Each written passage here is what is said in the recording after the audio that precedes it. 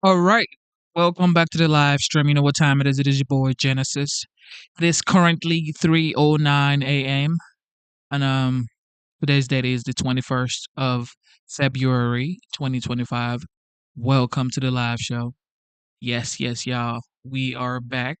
Um God is great. How was your day yesterday? Um and if you are watching at work, shout out to you. Yep. Of course, the OG Donald Trump has been working back to back for sure. Yesterday, he had a meeting with the Republican Governors Association. So we're gonna check that out. Then we're gonna do some other scheming. Okay, we're gonna do some other stuff, and we're gonna check out some other videos. But for now, let's listen to the 47th President of the United States, Donald J. Trump. That's such a great song. It's hard to cut it off, isn't it? You know, I want to get you home for the hockey game, I guess, and but we'll get this done real quickly. And I want to thank you all. We have so many great friends here, a lot of great governors, a lot of talent. I'm thrilled to be with the Republican governors, and they have done an amazing job. And I look forward to working with each and every one of you as we complete the mission of saving America. They left us a real mess, didn't they, huh? And making our country great again. We're going to do it. We've made a lot of progress. We're given credit for having the best 4 weeks that anybody's ever had as an opening. So now a few hundred more weeks like this, and we're going to be in great shape. But we've had a lot of fun doing it, too. It's a pleasure to do it. We just rip down whatever they've done. It's almost like I want to just do one executive order. Anything he signed is now terminated. It's easier than, point after point after point. I sign and sign. Just do one. Everything he signed is no good, because that's really what basically it's all about. I especially want to thank the chairman of the Republican Governors Association, Brian Kemp, who was fantastic. He was fantastic. We won Georgia by a lot. Where's Brian? We won Georgia by a lot. Where are you, Brian? There you are. We did a great job together, and I appreciate it. We won't forget it. Thank you, Brian. As well as Vice Chairman Greg Gianforte, a friend of mine who's done a fantastic job as governor, for organizing this beautiful evening. In addition to it, hi, Greg. How you doing? Good? You look good. You look good. In addition to our fantastic governors, we also have Secretaries Doug Burgum and Chris Wright. They're very important. Where are they? Where are they, Doug? You were great on television, Chris. These two guys are going to do it. I tell you, if they get the energy pumping, we'll get that energy price down, and everything's going to follow. Everything's going to follow, and we're going to work very, very hard. Here's a gentleman from Virginia that I recognize that we've become. We almost won that, didn't we, huh? We almost won it. We were just a little bit shy. But I want to thank you for the help. We did a great job together. But another man that's with us is really unbelievable, and you're going to be working with him very closely, RNC Chairman Michael Whatley. And Michael worked with Laura, and the team of him and Laura were pretty unbeatable, I would say. She was great and had the victory, and she's solid. There was no nepotism either. Nobody said, oh, gee. They said, how did you get her? And I said to Michael, so who would you like to work with? Well, how about Laura again? But Laura came right after we won. She said, now, Dad, I want to go home to my family. She did a great job, and she just wanted to go back home to the family. But what a team that was. We beat them left and right. They tried to cheat, but how many lawyers did you have? Like 2,000 lawyers or some crazy number, right? 6,500 lawyers. I would say that's a lot.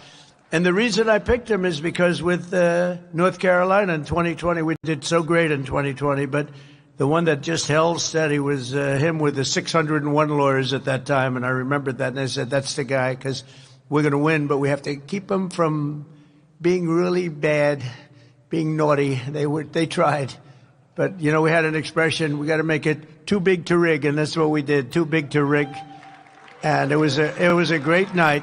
And Michael, thank you. Great, just a fantastic job. You'll be working with these ladies and gentlemen on just keeping everything, including keeping governor seats. I assume you're going to work with them on governor seats too, right? But there's no better man than Michael. Thank you, Michael. Great job. Appreciate it. And we're gathered tonight at a really exciting time for our nation. I think it's going to be a very exciting time. We have tremendous potential. I have been called by every company. Brian just told me about a big one that's going to be moving in a very big way. But I've been called by so many big companies that they're going to want to beat the tariffs. And there's only one way to beat the tariffs. Tariffs, one of the most beautiful words I've ever heard. In fact, I went around saying it's my favorite word in the dictionary, and I got killed by the fake news media. They said, what about God? What about religion? What about love? I said, all right, I give up. It's my fourth favorite word. So now I say God, religion, love, and then tariffs, number 4. And now I'm okay. I can get away with that. I couldn't get away with making it number 1, but it's close. The American people gave Republicans a historic mandate on November 5th. If you remember that, November 5th. What a day that was, huh? No. There was no games. November 5th, 2024 will go down as one of the most important days in the history of our country. I believe that. We won the House, we won the Senate, we won the White House, and in the presidential race, we won all 7 swing states by a lot, and the popular vote by millions and millions of votes for the first time of any Republican in decades. It's hard for us to win the popular vote, but it's not going to be anymore because we're a much different Republican Party right now. We're really... nobody can believe what's happened to this party. It's become a big party, really big and powerful party. We won 85% of all counties in America. Think of that, 85%. Have you seen the map? It's all red.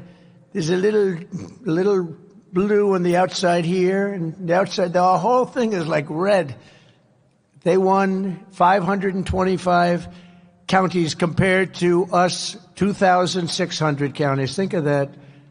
I don't know why we only won by millions of votes. We should have won by a lot more than that. Maybe it's because they cheated. Who knows? And incredibly, all 50 states shifted toward the Republican Party. That's never happened before. It's the first time ever in history that that's happened. All 50 states shifted toward the Republicans, and significantly in many cases. Most importantly, for this room, we're pleased to welcome 8 new Republican governors. Could you stand up, please?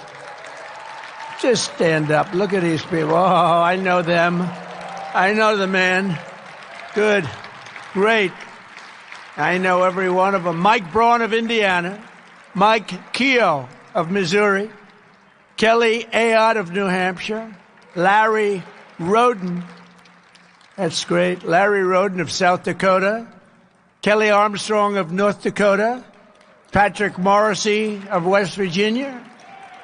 Jennifer Gonzalez Colon of Puerto Rico, Nicola Polo of American Samoa.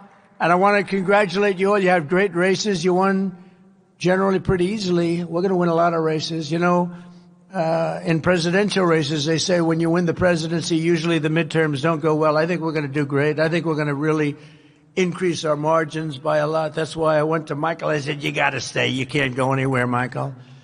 But I can tell you that I did something very different. Our win was so big and so conclusive presidentially, and we had great help from donors. We have a lot of great donors in the room tonight. But this is a nice room, by the way. It's a very nice place. But we did something differently. I said that to my people that do the fundraising, I said, listen, everyone's so happy.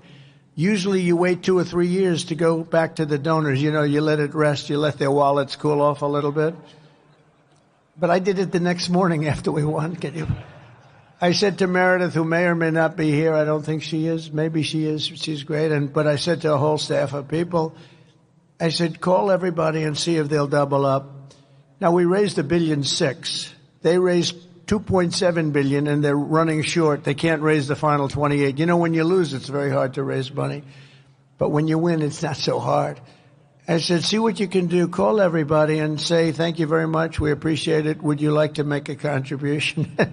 So this was not a good situation, but they fully understood. They were so happy they didn't care.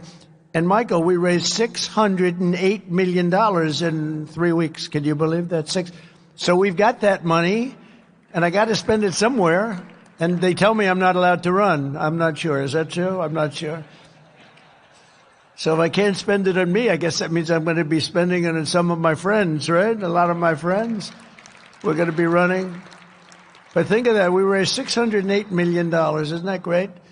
And I think I'll keep going. I'll just keep bugging them, build it up. But it's going to be great. I think we're going to do fantastically. I think the midterms are going to be a big surprise. And it just seems, I don't know what it is. You go back to the last, I think, 8 elections in a row, the midterms haven't been great for the person that wins the presidency. And I think so far we're very popular. I had an approval rating today of 71 and another one of 69. I have not heard of those numbers before. So we're going to fight very hard, because the better I do, the better you do. It makes your races a lot easier if we do well, and we're going to keep doing well. With the help of everyone here tonight, the golden age of America has officially begun, and the golden age of just this whole thing, the red states, it's going to be leading the way to making our country richer and safer and stronger than ever before. The red states are going to do good, and the blue states, I don't know, maybe they'll totally disappear off that map. It's like, they don't learn, because, like men and women's sports, I say we become the party of common sense. Men and women's sports is not a winner for them. But I saw somebody fighting like hell for the fact that a man should partake in women's sports, a Democrat, a radical left lunatic. And they're still going at it. And we shouldn't really fight them too hard until just about a week or two before the election. Just let them go. Don't convince them not to. I'm always saying they haven't learned. I don't want to say that. Don't say that. Let them keep going. And then about a week before the election, just blast the hell out of them. It's like in a race, you hang in there, then you just go. Because there's no way. Open borders with prisoners coming in, jails, some of the worst murderers in the world.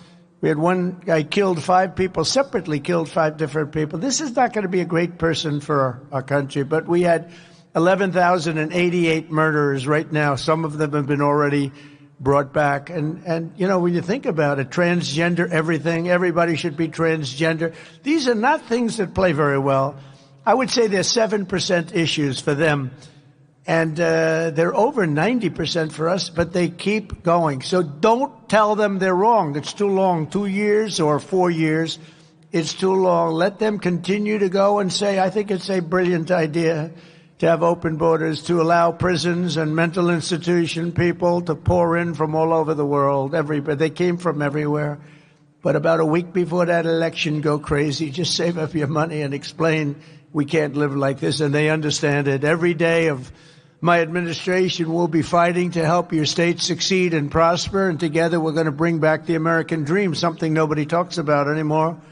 In our last 4 weeks, our new administration has accomplished more than most administrations do in 4 years. And the last administration was a negative. I mean, it was accomplishment, I would say negative 50%. There wasn't any accomplishment. There was a de-accomplishment. On day one, I declared a national emergency on our southern border. I sent our military to the border to secure the sovereign territory of the United States of America. We ended catch and release. We began the largest deportation operation in American history, larger even than that of President Dwight D. Eisenhower. He was sort of a moderate guy, but he was very strong on the fact he didn't want people pouring into our country from all over the world. He was very tough. He had the record. We now have the record. It's not a record I'm really proud of. You don't like to do that, but we have no choice. We can't let it. I mean, they let criminals, many, many criminals, hundreds of thousands, probably millions of criminals, 21 million people, I believe, is the number. And of that, millions of people are hard, stone-cold criminals. In the past 4 weeks, illegal border crossings have plummeted by nearly 100%, and the tiny number of illegals that do make it across are being apprehended and sent right back to their home where they belong. All countries are taking the illegal aliens back, every single one, even though they said, and strongly, we're never taking them back. Don't even try. They said that during the Biden administration. It didn't work. They're taking them back. They have no choice. They're taking them back. They know we're not playing games. You remember Venezuela saying it? We're not taking them back. Don't even waste your time. They said that to Biden. He said, well, they have us over a barrel. They don't have us over a barrel. How about BRICS? You know, the BRIC states, there are like 6 of them, and they were trying to destroy our dollar. They were going to say, you know, they wanted to create a new currency. They probably wanted to use the yuan. China, they wanted to use the yuan. And Biden said, well, this is a tough situation. There's not much we can do about that. We can't help that. I said, oh, we can help it. So when I came in, the first thing I said is any BRIC state that even mentions the destruction of the dollar will be charged a 150% tariff. And we don't want your goods. We don't want to partake. And the BRIC states just broke up. I don't know what the hell happened to them. We haven't heard from the BRIC states lately. But he said that wasn't much we could do about it. There was a lot. It took once, literally. They said, sir, what about the BRIC states? They're going to take over the dollar, the sanctity of the dollar. They're going to create a new currency to rule the world. I said, no, they're not. They said, yes, they are, sir. They said it. I said, no, they're not. Tell them 150% tariff, plus we're not going to do business with them. And that includes China. And all of a sudden, they went to the BRIC states and they said, could I ask you, how do you feel about that? I have no comment on this. I don't know what you're even talking about. It was an amazing turnaround. No, we're not playing games. Just this week, I officially designated the drug cartels as foreign terrorist organizations, including Trendy Aragua and MS-13, which gives us great power. And to facilitate the rapid deportation of the worst criminals that we have anywhere in the world, we've also opened the full capacity of the detention facility at Guantanamo Bay. You know, people don't realize that thing was built, you know, we hear about a few prisoners, and they do have maximum security, but it actually was built for thousands and thousands of people, and we're using that prior to bringing back to their country. We use it for the bad ones, the really bad ones, and in some cases, they're so bad we don't want them to go back to the country. We want to watch them because they'll be able, if they do sneak in, we don't want that. We don't want them anywhere near our country. In addition, we're waging war on Joe Biden's inflation disaster, the worst inflation probably in our history. They say 48 years, which isn't bad, but probably in our history. And to bring down the price of energy, I declared a national energy emergency. It's going to be an emergency. And you know what what we say and what Doug is going to do. Doug, you are so important, you and Chris. You know, Chris is known, and I got this from Doug, as the best energy guy in the entire country. And people were shocked that he wanted to do this. He gave up something tremendous. He was the biggest guy. There was nobody bigger, nobody better. And Chris Wright. Is Chris Wright here? Is he here? Where is he? This guy is, and this is from Doug. I said, Doug, I want to make you the energy czar. And he said, sir, there's one man that blows me away. Right, Doug? He said, his name is Chris Wright. He's much better. I said, I want to see this man. And I met him. And I just agreed immediately that he was far superior to Doug. I'm only kidding. So what I did, we have a weird deal. You know, we have the Department of Energy and the Department of the Interior. And Interior has all of the energy. And Doug has none of the energy, but he's got, Chris has none of the energy, but he got a hell of a good title. But we want the guy with the energy to be able to drill. So we sort of merged them and their friends and everything else. And they've got a thing going on. I think it's going to set records like nobody's ever seen before. So we have the man that controls the energy. We have the man that drills the energy. And now we've put them together. And you're going to see some action. You're going to see something come way down. So thank you. And thank you, Doug. You were really terrific. He was a great governor, by the way. A couple of you may know him slightly. But he was a great governor, did a fantastic job. You know, he made a lot of money in the technology business, sold to Microsoft for a lot of money. I won't tell you how much. I don't want to embarrass him. Some people would say it's a lot. Some people would say it wasn't that much, right? But, you know, when you get close to $1 billion, that's pretty good. And he didn't know much about energy. When he became governor, he became one of the great experts of energy anywhere. We did really an unbelievable job with the state. He did like me. He did well in business, and then he said, let's run for politics. And he did, and they love him in the state. But he was term limited, and I watched him running. He was running against me, but I still liked him. And I said, that guy's got real talent, and he was one of the first people I called. So You're doing a great job, and thank you for leading us to Chris. I'll give you a bigger thank you in 2 years if Chris is as good as you say, okay? But I know he's going to be. Thanks a lot, Chris. Good. Go out there. If we can bring energy down, everything's coming down. You know, the eggs are coming down and the bacon's coming down. Everything is coming down, and that's the biggest thing, the energy. So those two guys are very important. To cut through the red tape, I've established a National Energy Dominance Council, chaired by the former colleague and your former colleague, Secretary Burgum. He's going to do a fantastic job. We're putting incredible people on it. I withdrew from the one-sided and very expensive Paris Climate Accord. It's a one-way street. You know, under that accord, we pay $1 trillion. Think of it. We pay $1 trillion. They pay nothing. China doesn't pay anything. India doesn't pay anything. Russia doesn't pay. We just pay everybody. It's like a health organization, and every deal is no good, but we're changing it. We terminated health, you know, on the World Health.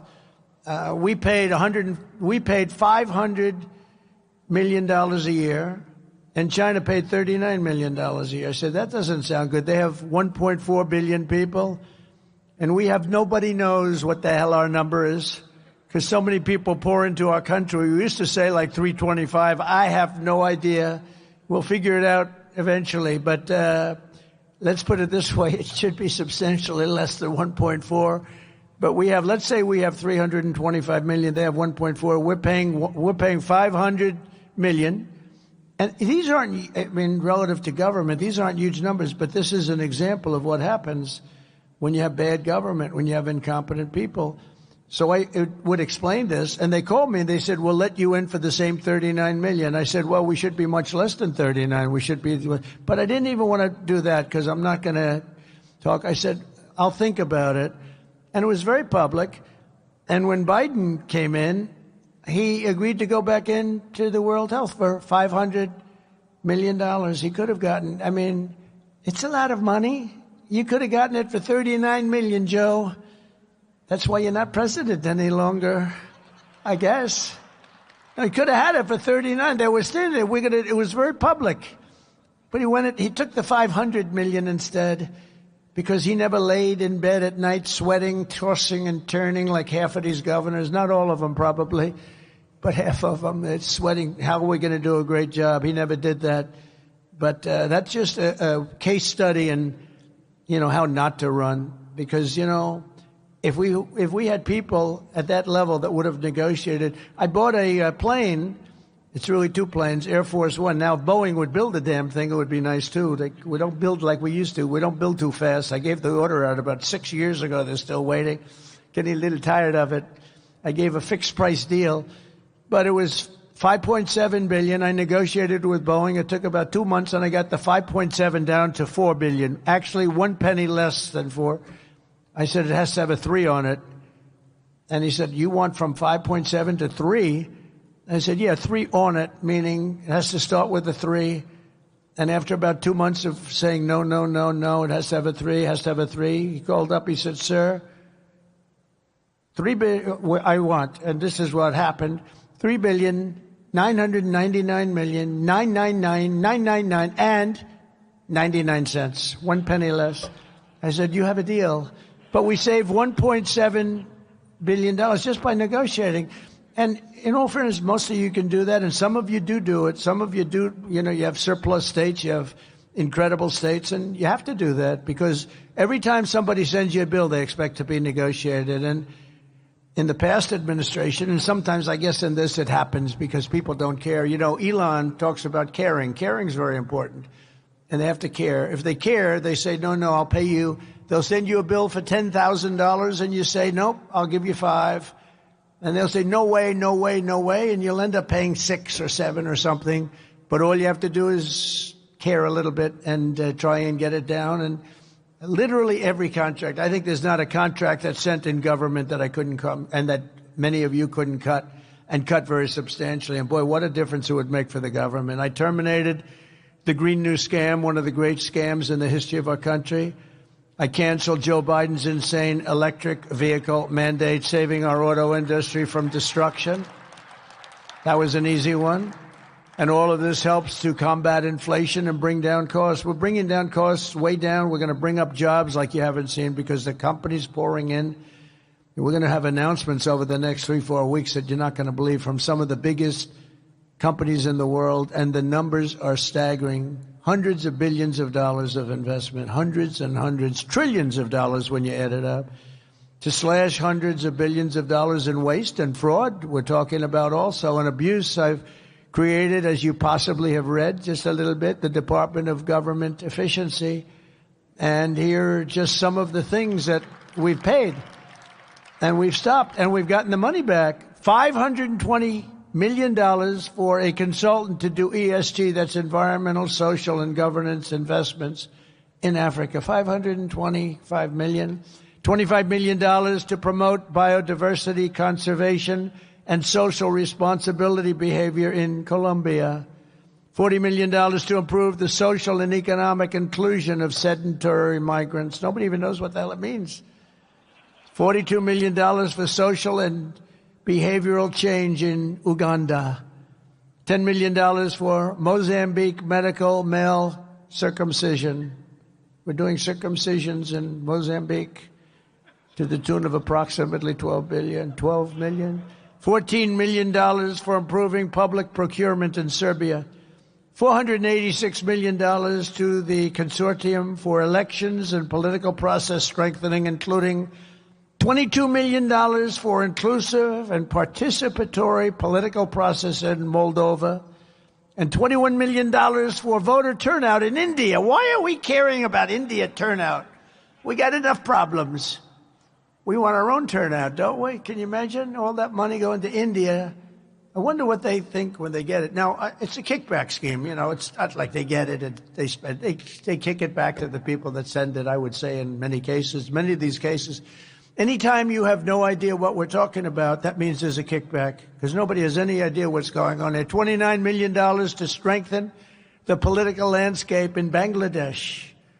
Nobody knows what they mean by political landscape. What does that mean? $20 million for fiscal federalism and $19 million for biodiversity in Nepal. $47 million for improving learning outcomes in Asia. What the hell do I care about? We got a lot. We got enough problems. And all of this is terminated. We terminated this stuff, and we're on the track. And by the way, so many others I could read all night long, but so many were so terrible, and some were actually disgusting. And I know you're eating your dinner, so I didn't want to do that. But we're draining the swamp. And, you know, one of them was $100 million for condoms for Hamas. You heard about that. 50 and 50. It's 50 million, and then they decided they needed more condoms, so they sent another 50 million. So it's 100 million condoms for Hamas. But now that's the good stuff. Here's even worse. Social Security. As you know, generally speaking, people don't live to be over 100 years old. We all will, I think, 120, 130, hopefully. But, you know, you hate when you get near that number. It's like, let's hope we can live to length like this. But here's what we're finding and what we found. And these were all found by these computer geniuses. I asked Elon, what trait do these have? You know, they started off with 12 guys, then they had 30 guys, then they had 57 guys. Now they have over 100 guys, and he attracts very young people with high IQs, you know. Some people attract very beautiful people. I think I like them better, actually. But he attracts young people that are brilliant, and they love the country, too. But I said, what trait do they really have? And the trait that they really have was that they're extraordinary with computers. They can take them. He said they make love to their computer. I said, I don't want to hear about that. Doesn't sound too good. He said they can take apart the most complex computer instruments and literally put them back blindfolded. So when they go into some guy that's ripping off the country by doing some of the things you've just heard or what you're going to hear, they can't be bullshitted. You know, they can't say, oh, gee, there was a mistake. There was a big mistake. And we're finding hundreds of billions of dollars worth of fraud, waste and abuse, but I think fraud will be the number one as we see. But listen to this on the program. There are 4.7 million Social Security members who go and live from 100 to 109. Well, I'll tell you, I know some people that are close to 100. I know one or two that got over that mark. But you don't have millions. 3.6 million people from age 110 to age 119. 3.47 million people from age 120 to 129. In other words, 120 to 129 years old. Millions of people, millions. 3.9 million people from age 130 to 139, which is pretty amazing because the longest living person ever on record, and they're not sure it was correct, was a woman from a very far away place, lived to 127 years old. She was a healthy specimen, but she lived to 127. 3.5 million people from age 140 to 149. So we have 140-year-old people plus millions of them. 1.3 million people live to over 150 years of age, 150 to 159 to be exact. Over 130,000 people over the age of 160 years old, including 1,039 people between the ages of 220 to 229. And we're going to be investigating this fraud. We had one person who was 361 years old. And what we're doing... How is that even possible? Like, how is that even possible? 220 years old? Jeez. I mean, it's okay if you say like 102, 104. 220 years old? Can't make this up, y'all. Now is we're finding how many of these people were paid. So we have millions of people, could be well over 100 million people in our Social Security rolls. So the good news is when we take them off, whether they were paid or not, it looks like our Social Security could be really solid. It could be a lot better than we thought, if you think about it. And I'm going to do something. I'm actually going on this one. You know, all my life I've heard about Fort Knox. That's where the gold is kept, right? I heard Fort Knox. Oh. But, you know, we're getting a little bit shaky. We're getting the yips on this stuff. Like, I want to find out. So we're going to open up the doors. I'm going to see if we have gold there. We want to find out. Did anybody steal the gold in Fort Knox? It's a pretty amazing place. But I'm going to actually go. We're going to open the doors. We're going to inspect Fort Knox. We want to make sure that we actually have, 400 tons of gold or whatever the hell it is. It's a lot of gold. I don't want to open it and the cupboards are bare. Could happen. If you look at some of the things, oh, by the way, wait till we go into the education department. We haven't even done that. So we could find as much as $1.5 trillion worth of waste, fraud, and abuse. If we do that, we can balance budgets. We can do a lot of other things, especially when you couple it with the massive amounts of tariffs that are coming in already. Just with what we are charging, I won't mention the country because I don't want to anger people that like me, and I like them very much. But we're finding at least $60 billion a year in one country alone, and I haven't even started. It's just a very small portion that I've attached to them. So I got a call from Congress. They said, a lot of money is coming in from these tariffs, and they're starting to change their whole thing. So if you can add the tariffs, and this is numbers that I don't want to say it because then they'll say he didn't produce, but you could wipe out your income tax. You could maybe not even have an income tax system when this thing works out. Because in the old days, that's what happened.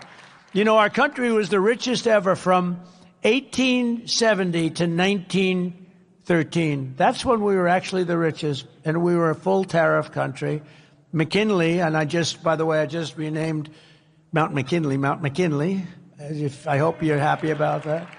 But McKinley was the president. He was a tariff guy, and he believed that countries should not be allowed to come in and plunder. He had beautiful language on tariffs: plunder our wealth, plunder our jobs, steal our companies, and take our money without paying a very fair price. And he said, and that price should be more than fair. It should be high, because what they do is they hurt our country. And we became very rich. He was assassinated, and as you know, Roosevelt took over, Teddy, and he spent money on parks and on dams and on everything. I mean, But he really spent a lot of the money. McKinley never got the credit, but he spent a lot of the money that McKinley made. But it was the richest we ever were in the 1800s, early 1900s. And then in 1913, we went to the income tax system. And to be honest, we did fine, but we were never like we were. They formed the Tariff Commission of 1887. And it was a commission of people like you, blue bloods. Are you blue bloods? A couple, and about 3 of them over here. But blue bloods. But it was a commission, and it was set up for the sole purpose of, we have so much money. This is in the United States. We don't know. We had no debt. We had no nothing. We had massive amounts of money. The commission was set up to determine where we should spend our money. Where do we spend it? We've got so much. Can you imagine? Wouldn't that be nice? Now look at what they're doing, but this is money we have to borrow where they're doing it. But we're going to find out that this money went to people and it got kicked back. You're going to find out a lot of that, but we'll catch it all. We've launched the largest deregulation campaign in our country's history. For every one new regulation, I've directed that 10 old regulations must be eliminated. And I will say, in my first term, we did more deregulation than any president in history by far, not even close. With Republicans in Congress, we're also racing to pass the largest tax cuts in American history. We're looking to we brought it down from 41%, much higher if you add the state things, but 41% to 21%, which people said was impossible. And now I'm trying to bring it down to 15%, so it'll go from 21 to 15, but only if you make your product in the United States of America. Otherwise, you pay 21%. That'll be great. To protect American auto workers, who, by the way, they're going to be one of the biggest beneficiaries of what we're doing with tariffs, because they just stopped 2 big auto plants in the middle of construction from being built in Mexico, because they see, when I got elected, they said, oh, this is going to be a problem for us because we have big tariffs going on, and we have tariffs going on autos. And they don't have to pay any tariffs. There is no tariff. All you have to do is build your plant in the United States. They were building plants in Mexico right opposite the border. They're making them in Mexico. They're selling them into the United States with virtually no tax. And they're killing Detroit, all these places are being killed. Now it's the exact opposite. And by the way, Canada was a big participant in that too. And I think Canada, they're going to have to pay tariffs on automobiles, lumber, and oil and gas, et cetera, et cetera. And they get 95% of their product from the United States. I think they have to become the 51st state. And you heard the people booing the national anthem, but I think ultimately they'll be praising the national anthem. We'll have to work out some deal with it, because I do like the "O Canada," right? It's a beautiful thing. I think we're going to have to keep it for the 51st state. I call him Governor Trudeau. I said, Governor Trudeau's doing a wonderful job. I think it's actually cost him his election, if you want to know the truth. But we're going to see about that. We're looking at Greenland. And we have to take back the Panama Canal, because that wasn't the deal. We gave the Panama Canal to Panama. It was the most expensive thing ever built in our country. It would be the equivalent of $2 trillion today. We spend massive amounts. We lost 38,000 lives from the mosquito and snakes. A lot of bad snake bites, but mostly the mosquitoes, malaria. They killed 38,000 of our people. They paid laborers 5 times what they were getting in the United States to go, knowing that there was a good chance they were going to die. 20% of them died. And Jimmy Carter, may he rest in peace, the late, great Jimmy Carter, gave it away for $1. It's also the most profitable thing ever built. It's what you hear about casinos and you hear about all the stuff. They're peanuts compared to this. It's the most profitable thing ever built. There's never been anything. I mean, you have ships lined up. And by the way, when they gave it away like a bunch of dummies for $1. The day after they took over, they raised the price per ship by 4 times. That wasn't high enough. There was no problem. They raised it again twice. And they're getting almost $1 million a ship.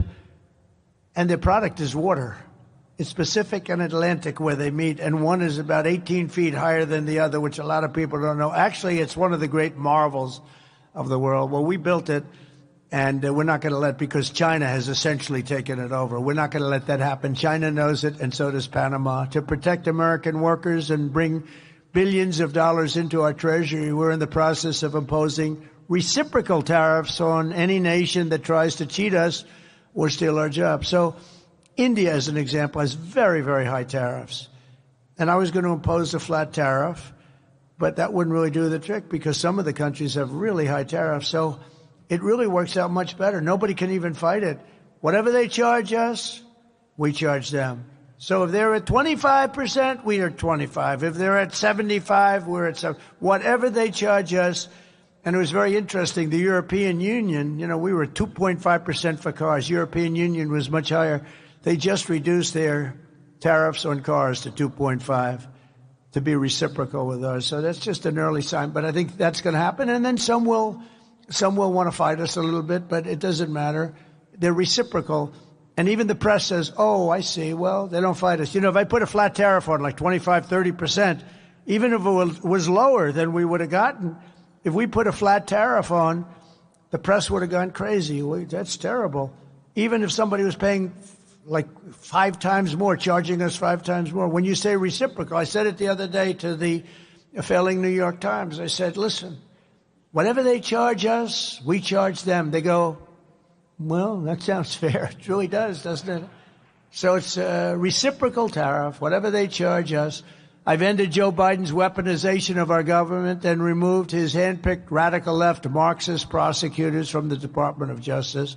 We have a great Attorney General, Pam. I immediately halted all government censorship and brought back free speech in America. I signed an executive order to end all of the lawless diversity, equity, and inclusion policies across the entire federal government and private sector. Do you see how much it costs? One company said they're going out of that business and they're going to write off $229 million. How do you spend that much money to convince people that they should have transgender operations and various and sundry other things that we don't like to talk about? It's crazy the amount of money it was almost like just a mind blower what they were doing. It was terrible and all over. And by the way, our military is now free of that. Anybody that even tries it, they're gone. I signed really historic orders to get critical race theory and transgender ideology out of the schools and out of our military. It's all going out. It's no longer. And I heard men are still playing in Maine. Is anybody here from Maine? Who is that?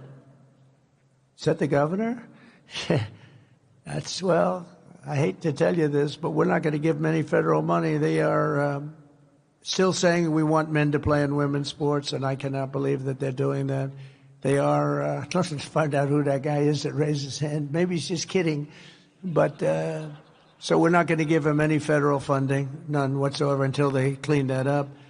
And the other one, we have a fight with one news organization, AP, a radical left organization, treats us all very badly. And they refuse to acknowledge that the Gulf, former of Mexico, is now called the Gulf of America. So we just hold them. We're holding them out of any news conferences. Now I'm sure they'll get sued, and maybe they'll win. Doesn't matter. It's just something that we feel strongly about. No, and I said we changed Mount McKinley. Nobody's fighting that. You're allowed to do it. Well, we're allowed to do, and most of the shoreline is 85% of it is on our soil. But I thought it would be appropriate. I never understood quite the Gulf of Mexico when it really covers us far more. And I think Doug is a big believer in what we did, the Gulf of America. So we're having a little dispute, but only one. But Google Maps has already changed. Almost everybody's already changed. It's called the Gulf of America.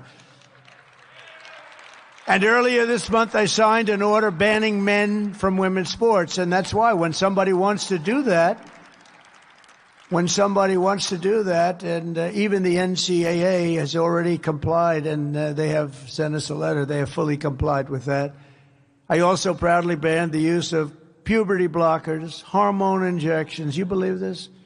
And other chemical and surgical mutilations of all minor youth. Do you believe you have to say that? I mean, it's terrible. Who would believe that we're talking about even these things? Men playing in 10 years ago, 15 years ago, can you imagine? People would say, is he crazy talking about this?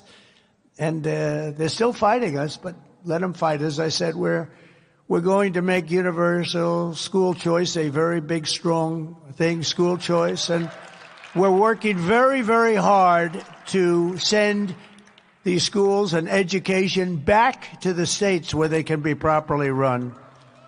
In other words, this really affects the people in this room, but you're going to be running your schools, and who can do worse? Look, they rate them in the top 40. So we just came out with one that we were number 40, but we were number 1 in cost per pupil.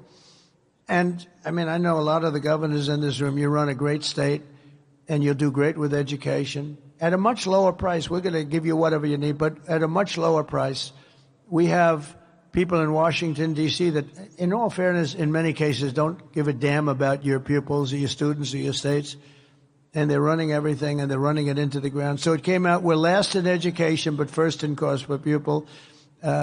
Norway, Denmark, Sweden, I had to tell you, China, and a few others are always in the top 5. And I really believe that 35 or 36 states, and all of you are here, almost all of you are here representing those states, I think you're going to have education that's every bit as good as Norway and Denmark and Sweden and all of them.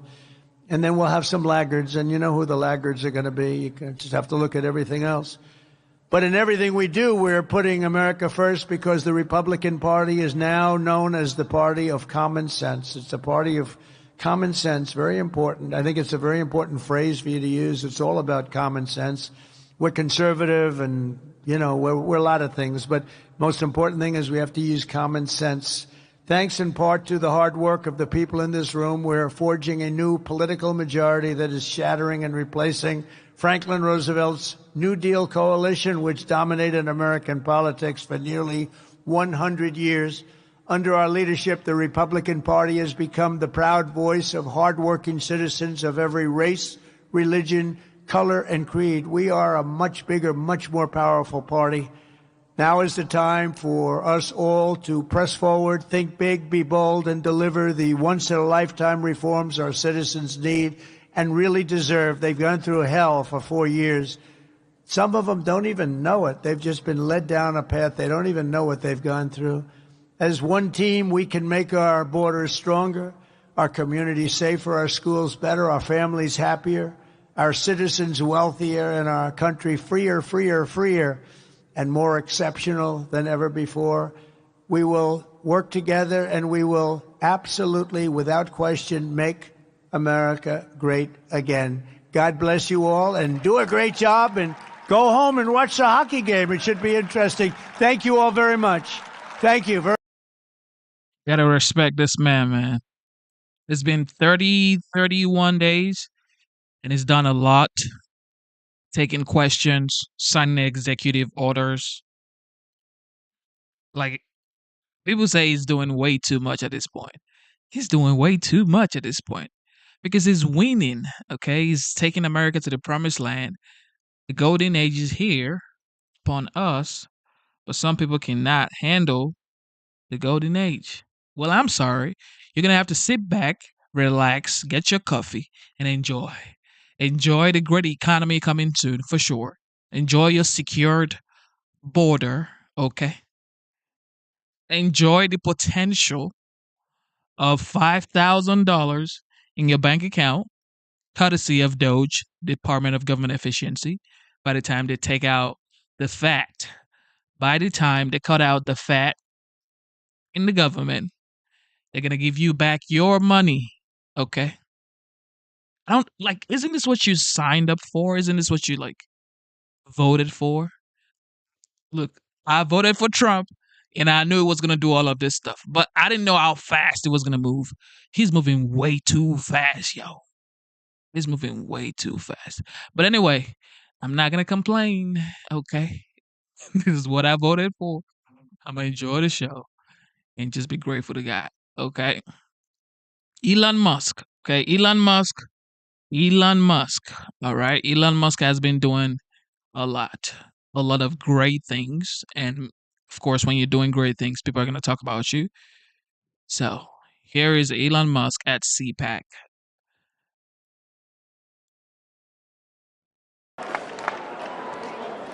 Man, that is a big crowd. And they are not here for me. How you guys doing? Nice vibe this year, right? After the best month we've ever had. Nice to see you all. Thanks for coming out. Good to see you. I'm not going to kill any more time. Let's bring out Elon Musk.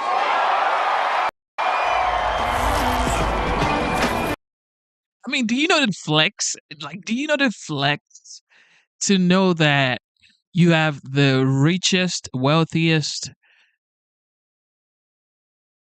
human being financially in your corner, and you know for a fact that he has common sense, okay?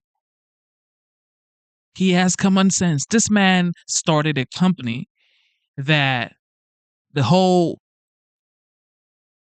the sole goal of that company is to save the atmosphere, like the world.